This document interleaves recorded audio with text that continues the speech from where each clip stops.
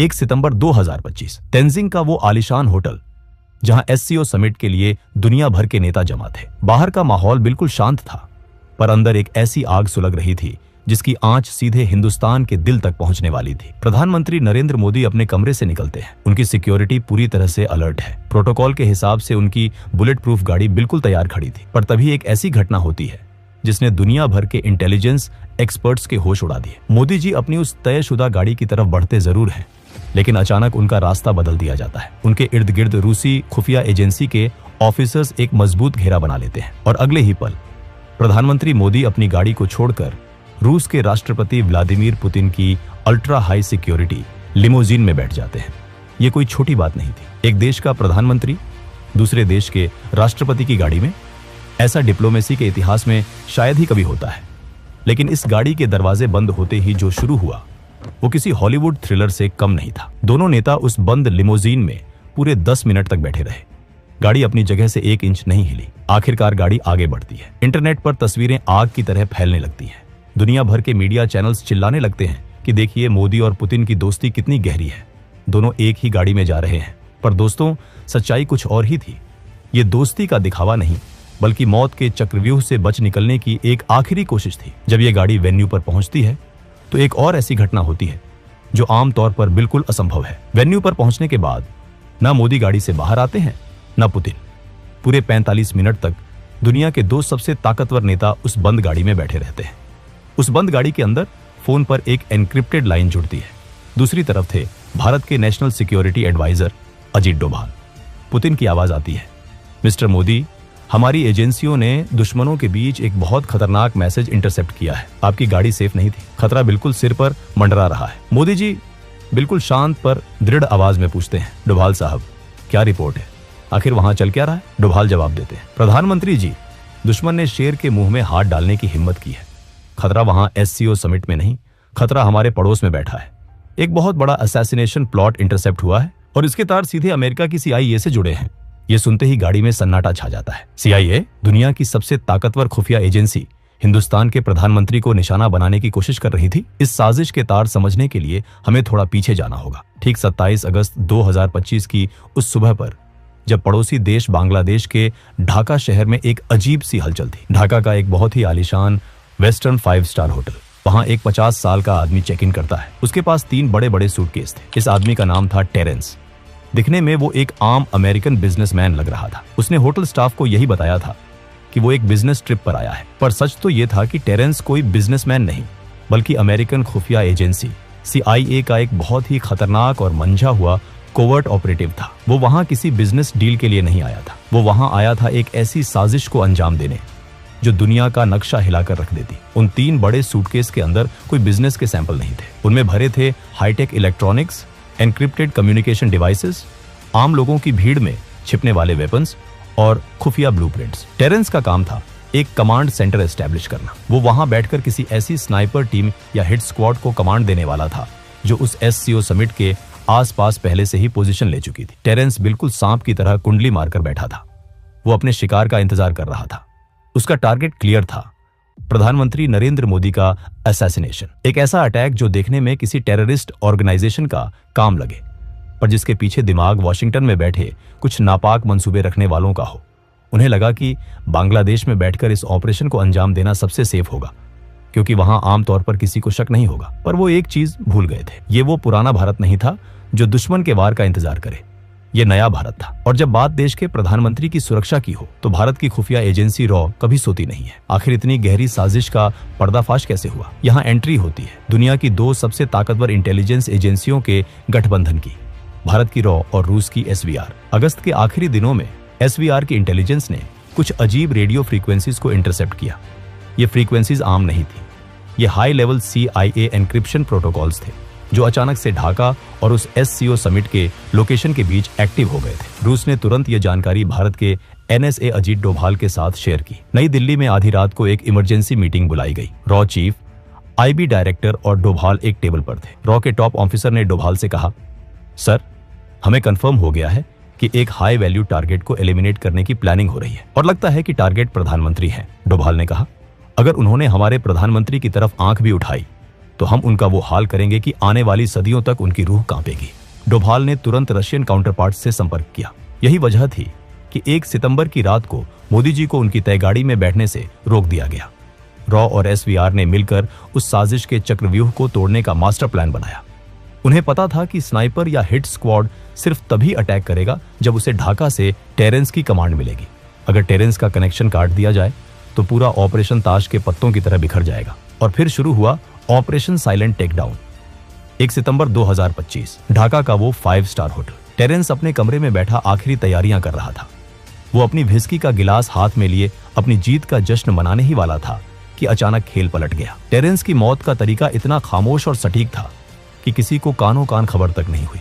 Terrence की उसी whisky की ड्रिंक में एक ऐसा केमिकल मिला दिया गया था जो पलक झपकते ही इंसान के नर्वस सिस्टम को बंद कर देता है। ये कोई आम जहर नहीं था, ये एक हाई ग्रेड असैसिनेशन वेपन था जिसका इस्तेमाल सिर्फ दुनिया की टॉप एजेंसियां करती हैं। जैसे ही टेरेंस ने वो ड्रिंक पी, उसके होश उड़ने लगे। वो अपने कम्युनिकेशन डिवाइस तक पहुंचने की कोशिश करता रहा, पर उसके हाथ पैर काम करना बंद कर चुके थे। कुछ ही सेकंड्स में वो जमीन पर गिरा और उसने दम तोड़ दिया।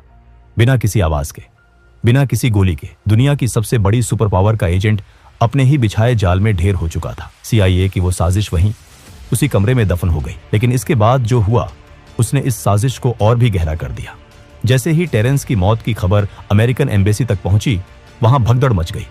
उन्हें समझ आ गया था कि उनका खेल खत्म हो चुका है और किसी ने उन्हें उनके ही घर में घुसकर मात दे दी है। अगले ही पल US एम्बेसी से एक पूरी टीम उस होटल में दाखिल होती है। उन्होंने बांग्लादेश की लोकल पुलिस को होटल के अंदर घुसने तक नहीं दिया।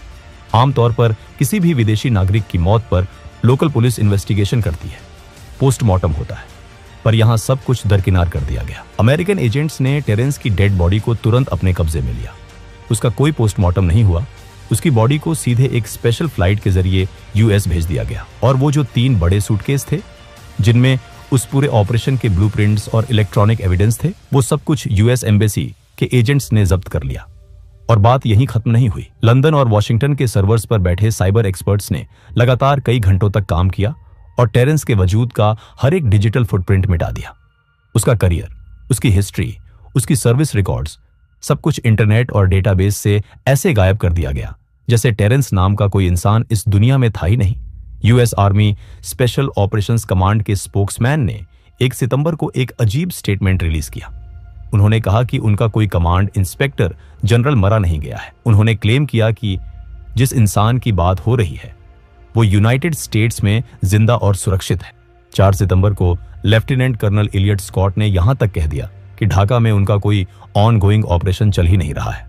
2 सितंबर 2025 प्रधानमंत्री मोदी सही सलामत भारत लौट आते हैं। अगले ही दिन वो नई दिल्ली में एक बड़े सेमिकॉन समिट में मंच पर आते हैं। वो प्रधानमंत्री जो हमेशा अपने भाषणों में ऊर्जा और आत्मविश्वास से भरे होते हैं, उस दिन उनके चेहरे पर एक अजीब सी संजीदगी थी।